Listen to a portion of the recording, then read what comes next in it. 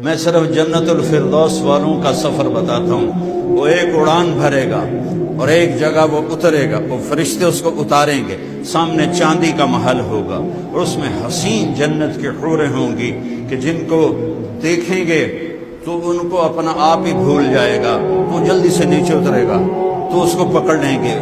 حضرت جی کہاں جا رہے ہیں؟ کہہ رہے ہے میرا گھر نہیں آ گیا؟ کہ نہیں، آپ کا گھر بہت آگے ہے۔ کہ ایڈیاں سونیاں سونیاں ہو رہا میں کدے جاواں؟ وہ کہیں کہ اس سے بھی سونی آگے ہیں، یہ آپ کی ہیں لیکن وہ آگے ہیں۔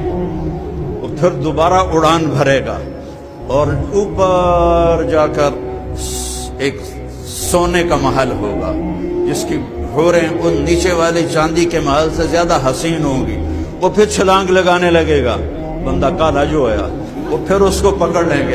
حضرت جی تھوڑا جا انتظار کرو، تھوڑا جا کالے کیوں پہ گئے ہو؟ کہ یار مینو ہے دوبارہ کتنے لبنی ہیں، مینو لان دے ہو۔ وہ کہیں گے اس سے بھی اعلیٰ ہیں آپ کی، یہ تو درمیان کا سٹیشن ہے آپ کا۔ تو پھر وہ بڑا کہے گا پتہ نہیں لبنی میں ان کے نہیں، تو پھر وہ سوار کرا کے جو اڑان بھریں گے تو جنت الفردوس کے دروازے پر اتاریں گے اور آگے سرخ یاقوت کا محل ہوگا اور دروازے پر اس کی دنیا کی مومن بیوی اس کا استقبال کے لیے کھڑی ہوگی۔